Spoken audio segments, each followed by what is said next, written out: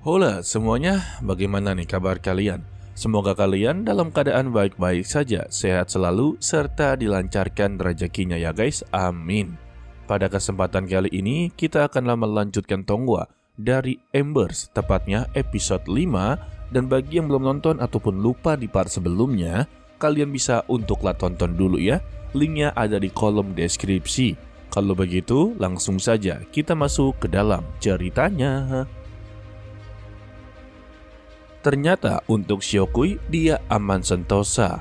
Hanya saja dia dipertanyakan di mana keberadaan dari Yeyu. Setelah memberitahu kalau Yeyu berada di markas pemburu hantu, Dai langsunglah meluncur ke sana. Sementara untuk Yeyu dan peserta lainnya yang telah lulus tes fisik pasukan pemburu burung hantu, mereka akanlah dibawa ke ujian ketiga. Dan ketika berada di dalam lift, semuanya tiba-tiba jatuh pingsan. Sekalinya tersadarkan, mereka berada di hutan yang begitu luas. Anggap saja ini seperti battle royale. Di tangan mereka juga ada jam tangan yang menandakan kalau mereka adalah peserta dalam ujian kali ini. Dan mereka diberikan waktu selama 8 jam untuklah menyelesaikan ujian pasukan pemburu. Ditambah, mereka juga diperbekali beberapa senjata untuklah bertahan hidup. Penguji Cao Cao langsunglah mengumumkan kalau ujian telah dimulai. Dan terlihatlah mutan kelelawar langsung menyerang Yeyu.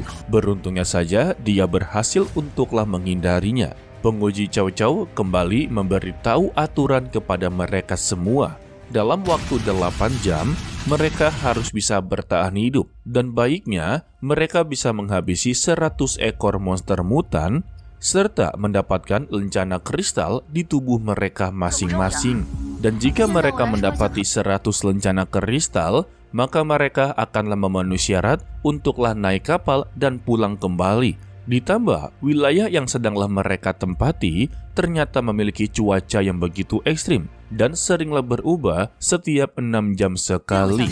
Dan kali ini, mereka akanlah mengalami zona badai ionosfer, yang dimana ini adalah badai yang akan menyerang seluruh kota dan menyebabkan kerusakan serta menghancurkan pada makhluk hidup yang berada di dalam tubuhnya. Sejenis kayak badai pasir ya. Jika kalian berada di sekitarnya, maka kalian tidak akanlah bisa bernapas. Sekalinya bernapas ya, pasir akan masuk ke dalam paru-paru dan kalian batuk-batuk serta meninggoi. Mendengar syaratnya hanya mengumpulkan 100 kristal, maka mereka mempunyai caranya masing-masing. Contohnya si paman botak satu ini, dia tidaklah berniat untuk menghabisi para monster, melainkan dia akan menjadi kang begal. Dan penguji Cao Cao sama sekali tidaklah mempermasalahkannya. Mereka boleh untuk menggunakan cara apapun, yang terpenting mereka bisa untuklah mengumpulkannya. Sedangkan Yeyu masih saja baku hantam dengan monster kelelawar. Beruntungnya saja dia berhasil menaklukkannya dan dia mendapati 1 kristalnya. Sehingga para penguji melihat papan peringkat. Satu persatu dari mereka mulailah bersaing. Seperti Ailey, dia telah berada di peringkat pertama.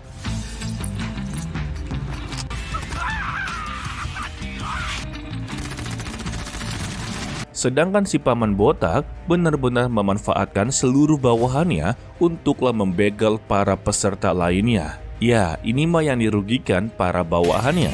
Sedangkan untuk Yeyu, dia baru saja diselamatkan oleh Ailey, membuat dia mengucapkan terima kasih dan menawarkan untuklah bekerja sama. Namun tawarannya langsunglah ditolak mentah-mentah dengan beralasan kalau dirinya suka bertindak sendirian. Jadi jika dia bergabung dengan dirinya, hanya akanlah menjadi bebannya guys.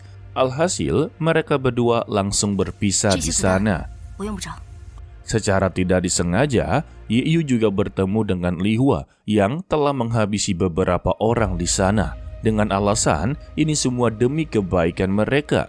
Dikarenakan ya, jika mereka menjadi pasukan pemburu burung hantu, hanya akanlah merugikan mereka. Karena mereka sudah memiliki niat buruk terhadap pasukan pemburu burung hantu. Namun, Yeyu sama sekali tidaklah percaya. Dia langsunglah menodongkan sniper ke arahnya. Tetapi, Li Hua bersikap dengan begitu tenang. Jika memang dia tidak percaya, tidaklah masalah. Tetapi dia haruslah mengetahui kalau tempat ini begitu sangatlah berbahaya. Ditambah kristalnya akanlah diberikan kepada Yeyu. Dan siapa sangka dia pun pergi dari sana tanpa adanya rasa takut. Sedangkan untuk Yeyu, ternyata dia gemetaran. Dirinya belum sama sekali pernah menghabisi seseorang, guys.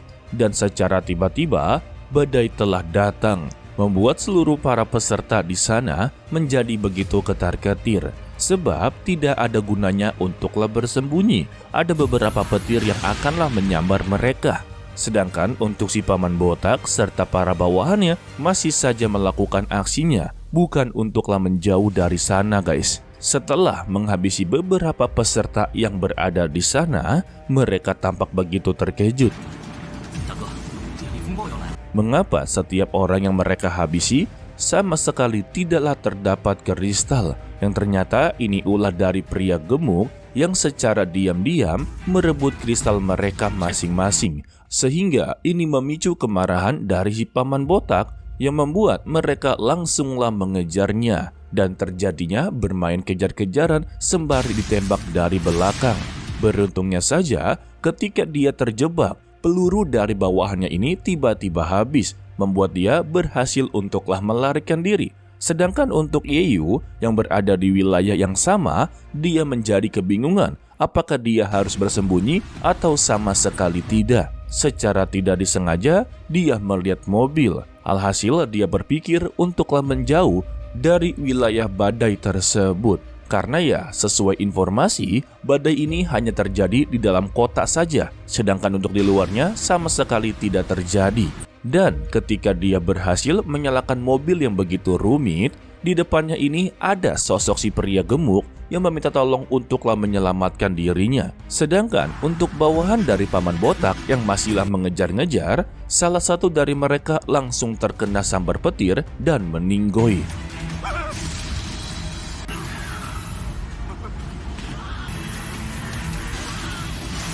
Sedangkan untuk Yeyu berhasil untuklah menyelamatkannya dan mereka langsunglah melaju kecepatannya. Tetapi siapa sangka si Paman Botak sama sekali tidaklah membiarkannya. Dia akanlah menghabisi mereka berdua. Sayangnya ketika mobil melaju dengan begitu cepat, Yeyu bertanya kepada si pria gemuk apakah dia tahu cara untuklah menurunkan kecepatan. Karena kecepatan ini sama sekali tidak dibatasi dengan pedal gasnya, melainkan dengan sebuah sistem. Hal ini yang membuat mereka berdua kebingungan bagaimana cara untuklah menurunkan kecepatan. Justru ketika mereka memencet sebuah tombol, kecepatannya semakinlah bertambah. Yang lebih parahnya, ketika si pria gemuk ini memencet salah satu tombol berwarna merah, tiba-tiba mereka langsunglah terbang. Sangat disayangkan, energi mobil ini tidaklah cukup, membuat mereka terjun dari atas.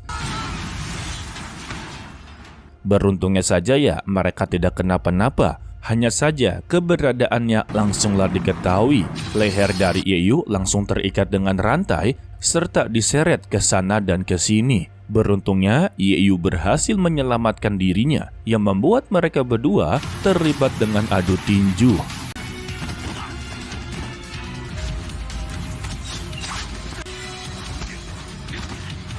Siapa sangka untuk pria gemuk ini ternyata adalah seorang pengecut, guys. Dia tidaklah berani untuk bertarung.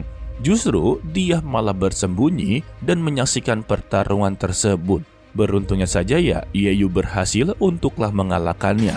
Lebih tepatnya ya, ketua pria botak sendirilah yang tidak sengaja menghabisi bawahannya dengan anak panah.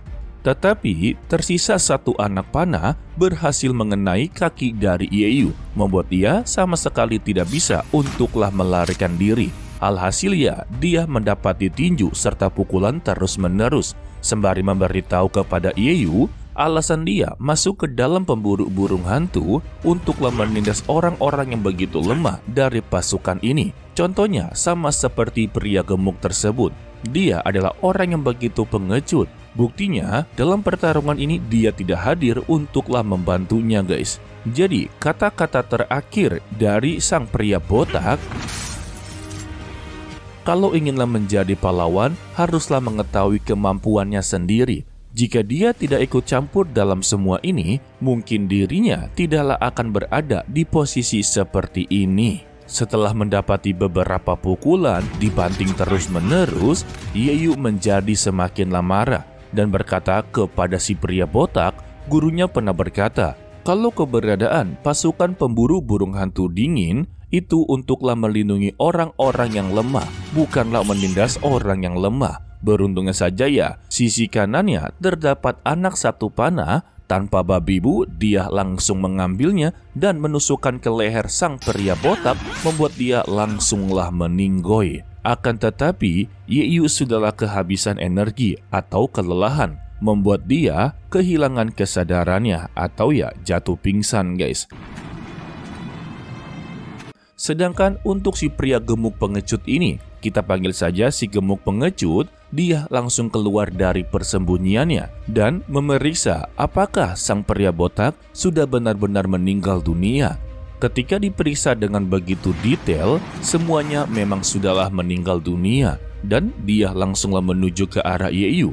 Inginlah memeriksa apakah Yeyu sudahlah meninggal juga atau belum. Sayangnya, dia tidak memeriksa Yeyu dengan begitu detail. Dia menganggap kalau Yeyu telah meninggal dunia. Dirinya hanya mengucapkan terima kasih kepada Yeyu dan berjanji untuk terus membakar kertas doa setiap tahun sekali. Ditambah waktu telah menunjukkan tersisa 48 menit dan mereka tidak memiliki waktu yang begitu sangatlah banyak.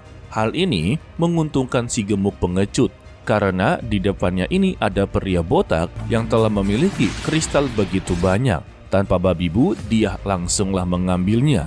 Tetapi sifat keserakahannya mulailah muncul karena dia telah menganggap Yeyu telah tiada, maka kristal ini juga tidak akanlah berguna.